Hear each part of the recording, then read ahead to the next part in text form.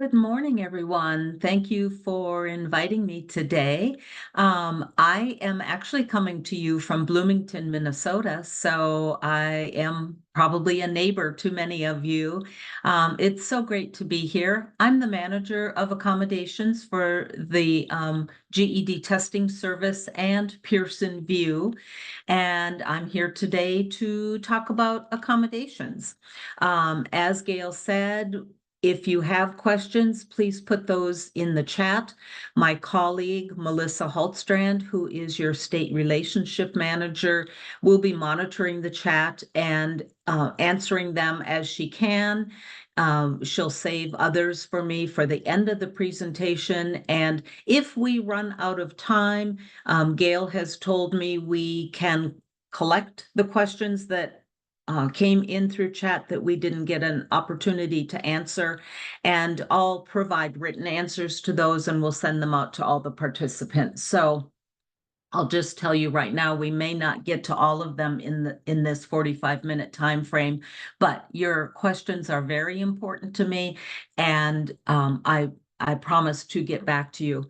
In addition to that, on the last screen, there is our accommodation email box address. You certainly can just email us. It's accommodations@ged.com, but that'll be on the last slide. And we can get back to you that way. If you have something specifically for me in that email, just say, please forward this to Debbie, or Debbie, can you answer this for me? And they will make sure that I personally get your email. A copy of the slides will also be provided in whatever portal they put all of the slides at the end of the conference. So again, thank you for being here. Let's get started. We're going to talk about accommodations, disability categories, the process, documentation, and most importantly, best ways that you can assist. And then we'll try and have time for questions at the end. But remember, put those in chat for us if you can. Thanks. Okay, so the purpose of accommodations is to level the playing field. It is not to provide a guarantee of improvement or a guarantee of passing the test. Often people will email us and say, I know I'll pass the test if I can just get some extra time. Likely not, but if they have a disability, absolutely, we can consider giving them extra time. But just because someone asks for that and it's their opinion that extra time will help them pass, that isn't a reason for us to approve accommodations. The requests are considered on a case-by-case basis. We do not lump people together and say everyone with ADHD gets this accommodation and everyone with a learning disability gets these accommodations. We read every page of every request that comes in, and we create an individualized plan for each student. Many students are comorbid, and so they have more than one thing going on. And I'm sure you've met students like this. They have probably some ADHD, but they also maybe have a learning disability as well. And so we want to treat that person and provide that person the accommodations they need that will level the playing field for them with both of those disability types. And then the last thing here, appropriate documentation. And this is always the tough part, right? Your students have been out of school for quite a while. They remember that they had special ed in school, or they know they need extra time on the test, but they don't have documentation to support that request. And we'll talk about that a little bit more as we go along. But we understand that that is a problem, but there does have to be some sort of documentation of the disability. Unfortunately, we just can't go on a student saying, I remember I had special classes in high school, or I know I would do better with extra time. So there does need to be documentation. So the categories of disabilities, we break the disabilities into 4 categories. This is pretty standard in the industry. The first category is learning and other cognitive disabilities. Generally, a student under this category would have a psychoeducational report that would have measures of IQ and achievement. A report is written, recommendations for accommodations are provided in the documentation. The documentation for learning and other cognitive disabilities generally is within the last 5 years. And I say generally because if you have a student who tells you, well, I have uh, a learning disability and I have a psychoeducational report, but oh my goodness, it's 6 or 6.5 years old. I think it's too old. Please encourage them to submit it and let my team take a look. Maybe there's something we can do with that. So I guess the rule of thumb is if they have documentation, send it in and let my team review it. Now, the exception would be the ones that are way on the other end. Someone who has documentation that's 15 or 20 years out of date, we are going to find that request incomplete and ask for updated documentation. And the reason we do that, we understand learning disabilities likely don't change over time, but the functional limitations that student has will change over time. And we want to make sure we're addressing their current functional limitations to make sure we provide all the accommodations they need to be able to access the test. Next category is attention deficit hyperactivity, ADHD. That documentation generally should be within the last 5 years. Often a doctor can diagnose ADHD, and if they are qualified to diagnose it, generally they will write a letter on letterhead, needs to be signed and dated. It's surprising to me how many doctors write letters and they don't put a date on them. And that's really important for us to have dated documentation. So as you're helping your students, there's another thing you can help them with. When they go to the doctor, make sure they say those kinds of words to the doctor, on your letterhead, signed and dated. It should have a diagnosis and a recommendation for accommodations.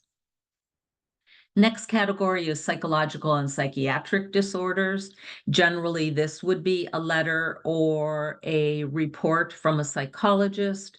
Here we do request that the documentation be generally within 1 year.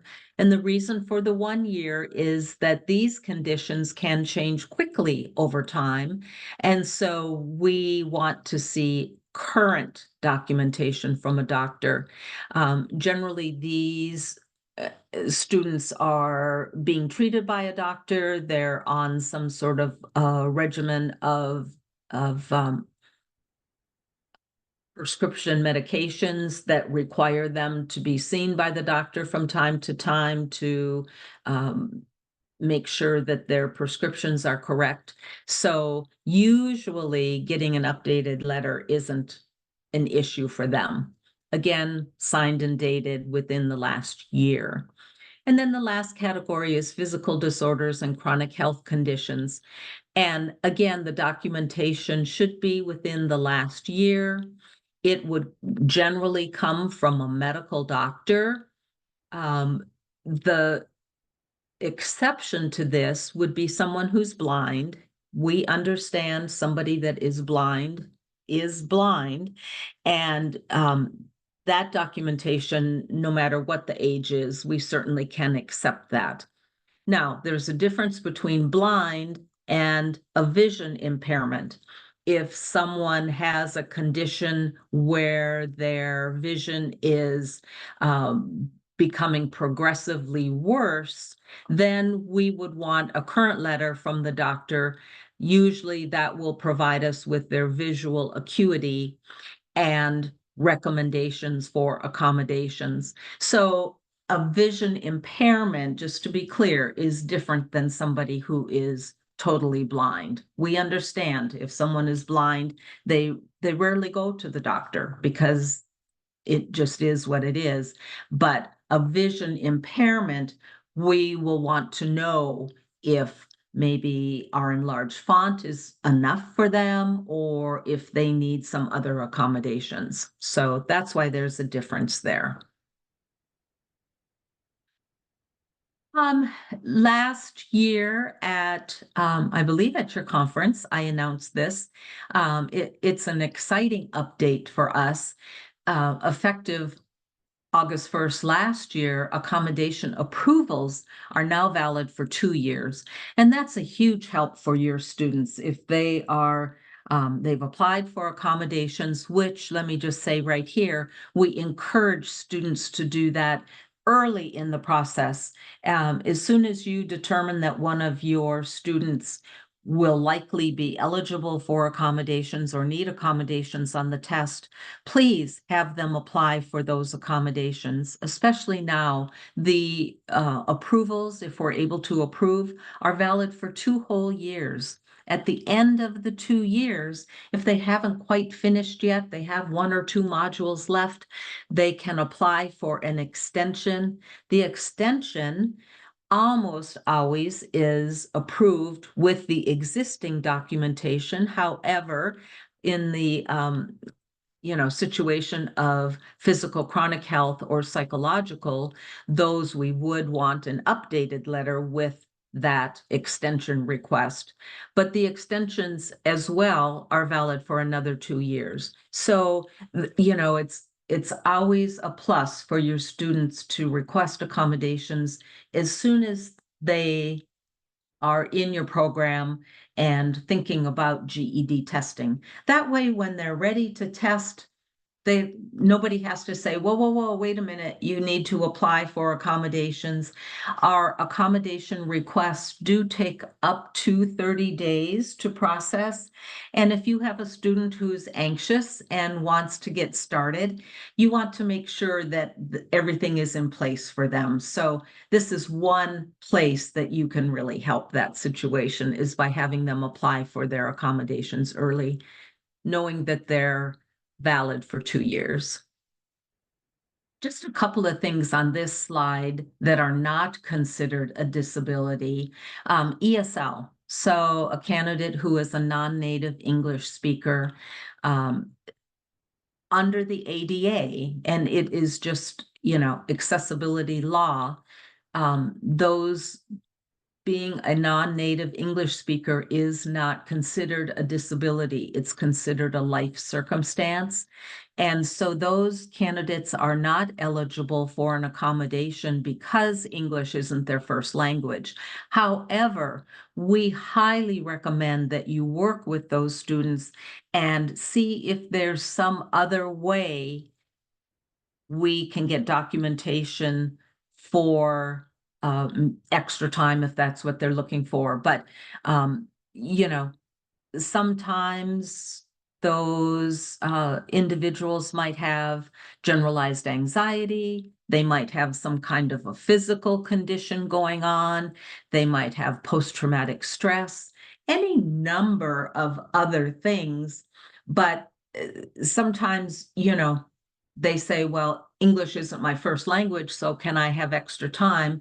And when they hear, no, you can't for your ESL, then it kind of shuts them down. So make sure that when you're talking to them, you say, well, that's not considered a disability under the law, but talk to me some more about what you have going on in your life, and maybe there's some other way that we can apply for accommodations. And then the other tip here is test anxiety. Test anxiety is not considered a disability under the law. However, generalized anxiety is. So if you have a student who tells you they have anxiety, and they might say, I get so anxious when I get ready to take a test. I'm here to tell you I get anxious when I have to take a test as well. Um, but that in itself is not considered a disability. But if they go to the doctor and the doctor can diagnose generalized anxiety, so they're anxious when they drive their car or go to the doctor or go to the grocery store or in large groups of people, the doctors have tests that they can do to determine if someone can have a diagnosis of generalized anxiety. And if they can get that diagnosis, the doctor can write a letter, remember, on letterhead, signed and dated, with their diagnosis of generalized anxiety. That's the key word there. Um, and a recommendation for accommodations that the student might need. Generally, it's extra time. Sometimes it is time and separate room, those kinds of things.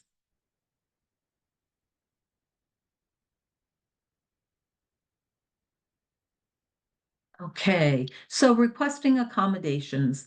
My team has asked that I make sure to let you know to have your students always, the starting point is creating an account at GED.com. And when they create that account, please make sure they click yes to the question about accommodations or modified testing. When they do that, that opens up some tabs at the top of their page. So they will have the tab that they need to get over to our accommodation system and start the accommodation request process. So when they create their account in GED Accommodations, tip there is to only click the activation link once. When they're creating their account, often they'll click at the end, the submit. And then, we live in such an immediate world. If it doesn't immediately pop up and say your account is created, then they click it again because they're sure, well, something must be wrong. It didn't go, but that's not true. It just takes a bit for it to process. So if you're helping your students apply, tell them to only click that activation link one time and then to wait, and it will process. If they click it more than once, it's going to kick them out of that system, and they need to then contact my team, which is accommodations@ged.com, and tell them they've been locked out of the system and the team can reset it for them. But if they only click once and wait, that shouldn't happen for them. Okay, commonly requested accommodations. There are so many accommodations your students can apply for. We encourage them to apply for any accommodations they feel they need to access the test. It is impossible for us to create a list because the list is ever changing. And so we will consider any request that is made. But I do list some commonly requested ones here. Extra time on the GED test. Extra time is the most requested accommodation, and the time amounts are 25% extra time, 50% extra time, or 100% extra time, which is double time. Stop the clock breaks. There are two kinds of stop the clock breaks, a 30-minute of testing and a 5-minute break option, or 45 minutes of testing with a 10-minute break option. A reader recorder, if a student has documentation that supports that they cannot read on their own, or if a student is blind, they can request a reader recorder. The reader recorder is hired by the GED testing service and is sent to the testing center to be there with the student when the student tests. Now, time and breaks can be approved for online testing. However, a reader recorder option, they do have to come to one of our test centers to use a reader recorder. And GED pays all of the expense for the reader or reader recorder to come to the testing center, but the student does have to test in person. And of course, if they are approved for a reader recorder, we would also approve a separate room. Um, a separate room can also be requested by students who have maybe a physical condition. For example, they have Tourette's, and so they have involuntary speech tics that would be embarrassing for them and disruptive to other students in the testing room. So we can certainly approve them for a separate room, and they're testing in that room by themselves. So a separate room can be used for many different options.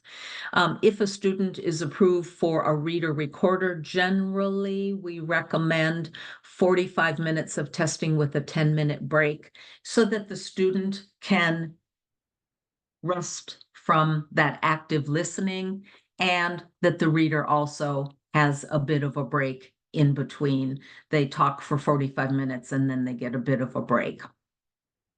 Let's talk another minute about candidates that are blind. We've talked about they could have a reader recorder.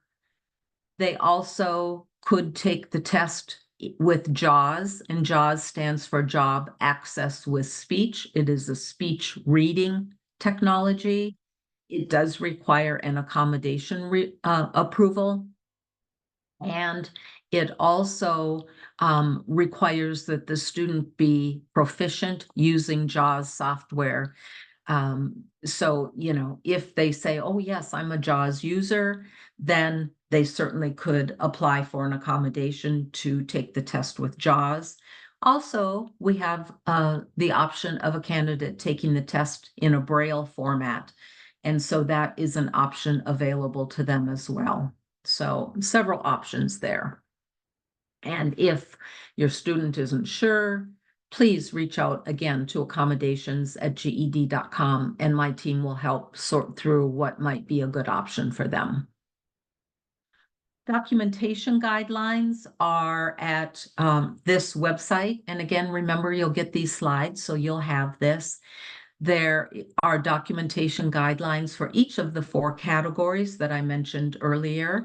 So learning, ADHD, psychological, and physical. And the documentation is by each of those 4 categories.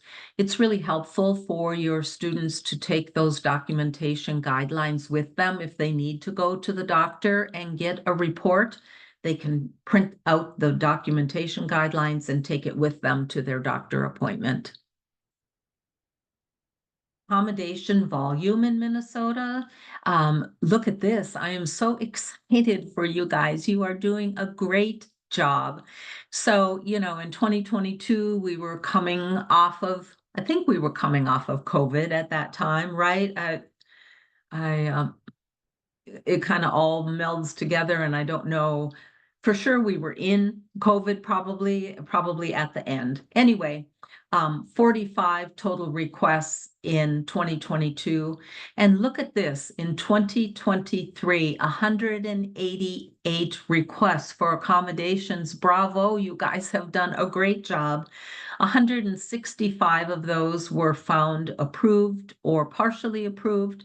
There were only 23 that we had to find incomplete. And incomplete means we weren't able to approve or deny. There just isn't enough documentation. So my team does a great job of sending a letter that says your request has been found incomplete. Here's the additional information we're looking for, so that your student can then take that back to the doctor. Or maybe they didn't go to the doctor to begin with, but now they realize they do have to get documentation from their doctor. So the letter that my team sends out will say to them, your request has been found incomplete. So remember, that doesn't mean denied, incomplete. here's additional documentation you can submit. And then this year, January through July, you've already had 178 requests so far this year.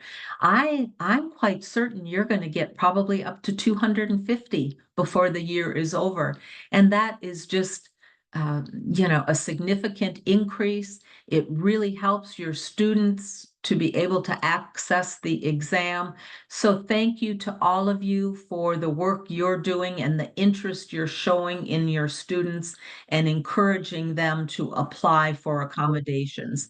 Just great, great work. So far this year, 159 have been approved or partially approved. Only 19 have been found incomplete. And so when the candidates that are incomplete come back with additional documentation, then they will go into the approved category. So great job. Melissa, should I stop here for a second? Is there any questions? Debbie, so it is 10:42, just so you know, and Okay, thank you. we just received one question from Abby Rosa, but I know we don't have the data on hand. It's how many Okay. people take the GED each year? I'm curious, 150 accommodations out of how many test takers? Okay. Okay. Yes, So so yeah, we'll I we'll have to get that yeah, information. mhm, Okay, I can get great. those. Thank you. Yeah. Yes, and thanks for the reminder of the time. I will scoot along here. Thank you. So accommodation request features, candidates request accommodations online. We've already talked about that. But more important for your students is many of your accommodation students can schedule their exam online. So if your student is approved for time and breaks, those kinds of things, they can go just like their colleagues that don't have accommodations, and they can apply or they can schedule online. If they are approved for accommodations that require what I call manual intervention, that would be candidates that are approved for a reader or a separate room generally. Those candidates, on their determination letter, it will state that they have to call, and it provides the phone number for them. So the scheduling instructions will say they need to phone in to schedule their exam. And they do that because that requires then the scheduling team to reach out to your test centers and reach out to our third-party vendor to get all of that set up. But if they can schedule online, their letter will say you can go online and schedule. Um, Here, I'll just talk about universal access features are available to all candidates, do not require an accommodation approval. On the GED test, there is enlarged font, up to 20-point font. There is a highlighting tool, and there is a color contrast tool if a candidate finds it easier to read a screen that's yellow with black print. Those options are available, and they can go on the GED.com website and see all the different color options that are available to them. If a student needs enlarged font larger than 20-point font, they can certainly apply for an accommodation to use Zoom text software. Zoom text will increase the font of the size just as big as they need to have it. Adaptive equipment, if you have a student who needs an ergonomic keyboard or a mouse or some sort of other equipment, my team will review that request. Generally, we ship the equipment to the test center. It's plugged in, ready to go when the student comes to test. It's there for them. There are certain circumstances where something is highly personalized to an individual, and we may even approve the candidate to bring their own, but that would require special paperwork be done so that they can bring that with them into the testing room. So generally, we provide the equipment and we ship it right to the testing centers. and we've talked about JAWS, job access with speech. So some of the trends, an accommodation versus a fundamental alteration. And, I'm sure you've had students who have said, can I waive the math portion of the test? No, everyone must take and pass the same test. There isn't an easier test for people that need accommodations. It is the same test. So we just reply and say, is there anything else you need? But we can't alter the test. Security, we do help students, candidates that need maybe to bring a cell phone into the testing room because they need to monitor their glucose, and they do that on their cell phone. We have protocols to make that happen. That is a security issue. Candidates cannot bring cell phones into a testing room without having an approval and the protocols in place, but we certainly can make that happen. And then we get non-standard requests, candidates who need to test in a room with the lights out or things like that. And my team helps manage through all of those kinds of things as well. Um, I'll talk here about unlimited time. The time quantities on the GED test are 25, 50, or 100% extra time. There isn't such a thing as an unlimited timed test or untimed test, I should say. And then the other thing here, administer medical care. Your test centers cannot do medical cares for candidates. However, if they apply for an accommodation and are approved, we can have the candidate bring a PCA, which is a personal care attendant. They can bring that person with them. The person signs an NDA statement, and they can either wait in the lobby in case the student needs them, or if someone is very brittle, the approval could even be for them to be in the testing room with the candidate to take care of their medical needs as they're testing. Those do require an accommodation approval, but we absolutely do that, and we can make that happen. But your students should know that the only thing the test center could do for them is call 911. They cannot provide medical cares at all. It's just a security issue, yeah, kind of security issue. So how can you help your students? There is a comfort aid list at GED.com. These are items that anyone can bring into the testing center. They do not require an approval. We also, on that section, have a list of lower cost testing clinics. I would say there are very few on that list. However, I would encourage you, for a lower cost testing option, to look in your area. If you're in the Twin Cities area, we have a lot of colleges and universities here. You can make contact with them.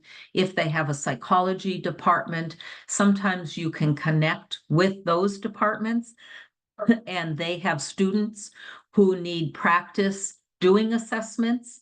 And then that helps our student because they get an assessment probably for free. So it helps on both sides. If a graduate student is doing assessments, they're always supervised by a licensed psychologist who undersigns the report. So it is a great deal and worth your time to try and find a college or university that you can partner with. Assist with paperwork. We are all advocates, and we can all help our students with the paperwork. My team helps students when they email in. We give them advice and help them. You all can do the same. So some scheduling information. The determination letter will have scheduling instructions. We talked about having a callback for separate rooms. That also goes for reader and recorders. A reader recorder does take 8 business days just because we have to contact the third-party vendor. They have to look around and find a reader recorder, and that can take up to 8 business days. When there's no answer, when the agent calls back and they're unable to leave a message, an email will be sent to the candidate's email. If a candidate is trying to schedule, please tell them to be watching their phone. And if they see a number in that time frame that they don't recognize, they probably should answer it because it might be the scheduling team calling them and they don't want to miss that call. So please encourage them, if they call in to schedule and are told they're going to get a call back, to please, for the next 2 days, be watching their phone and answer it when somebody calls. If a message is left for an appointment, it's only for 2 days. So if the student gets an email, or gets a message and says, this is what we're offering you, call back to accept, they need to call back, because if they wait more than 2 days, that appointment goes on to somebody else, and then they have to start the process over again. So they need to really be vigilant when they call in to schedule.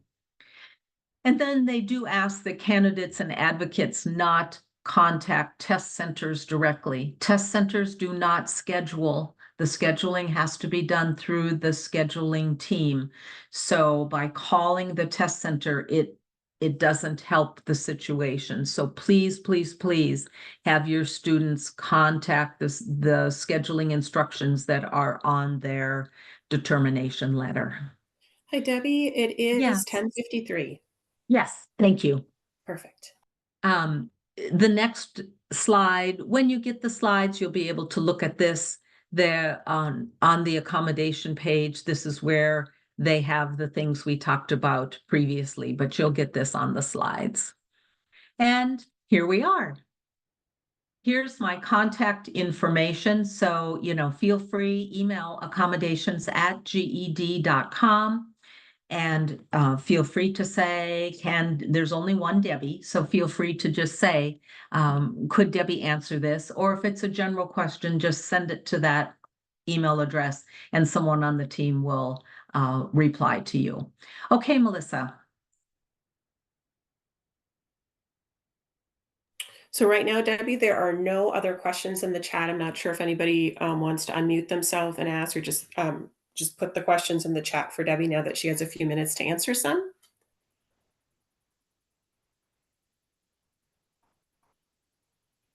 Jesse has one. Jesse, go ahead.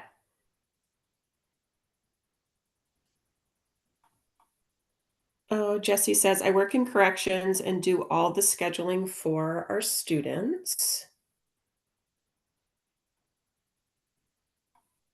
We have 2 students approved for accommodations. Will those automatically be applied to their tests? Yes, if they have approved accommodations, absolutely. Yep, same goes in corrections. And Jesse says they have not tested with us yet, though. Okay. But have they applied for accommodations? Jesse, could you answer that question?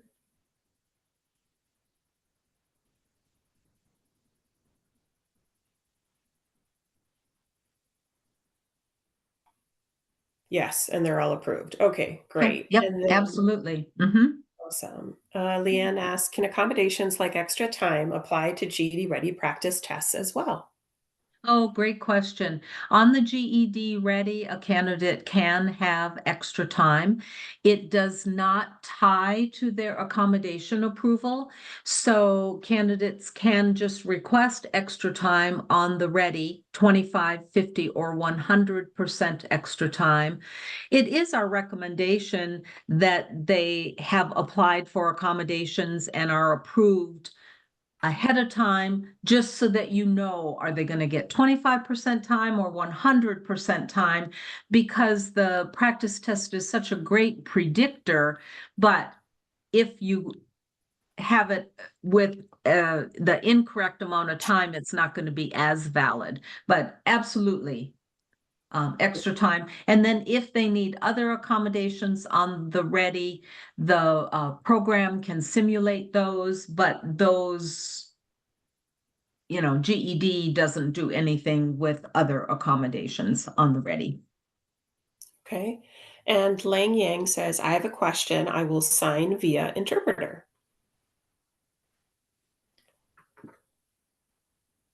Hi, everybody. Can you guys see me? Yes, Daisy, thank you. Perfect, perfect.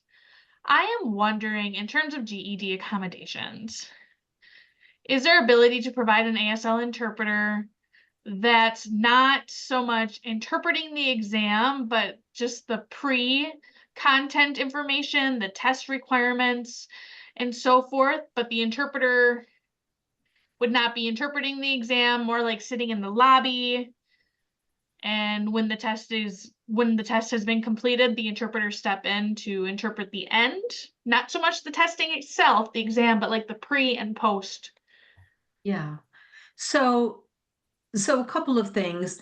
The information is available in writing to candidates. So the check-in process and all of that is available in a written form for a student. Then when they get into the testing room, everything is on the computer. There's no verbal component at all. But if a candidate feels that that is something they need, certainly they can apply for an accommodation for that, yes. Okay. Okay. I guess if the GED test is in person, you can still request an interpreter for an accommodation. I mean, it's possible you can request it. It depends what the documentation supports, but absolutely, they can request that. Of Okay. Thank you. course. Thank you. Next question from Patricia. How do those with little money get documentation of disabilities?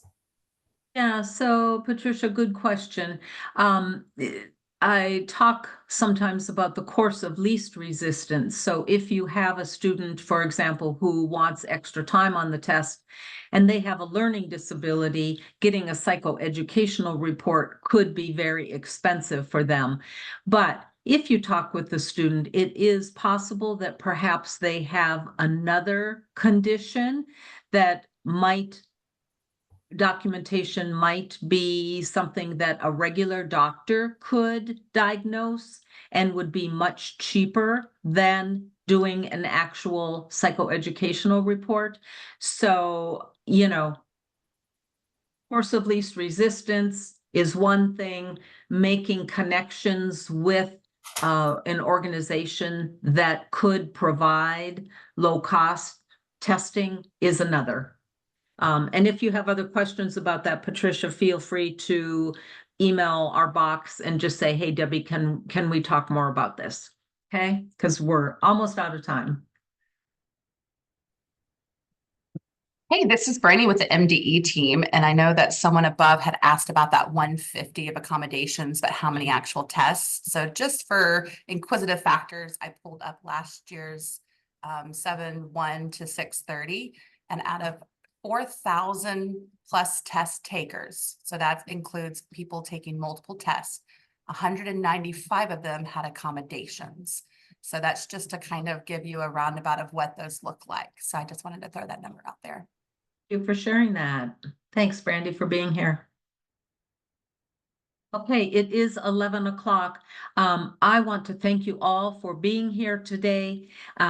Gail says I have to end at 11. And so I greatly appreciate the opportunity. And please email me accommodations@ged.com if you didn't get a question answered today, or if you reflect on this session and think, I should have asked something else. And have a great day. Thank you.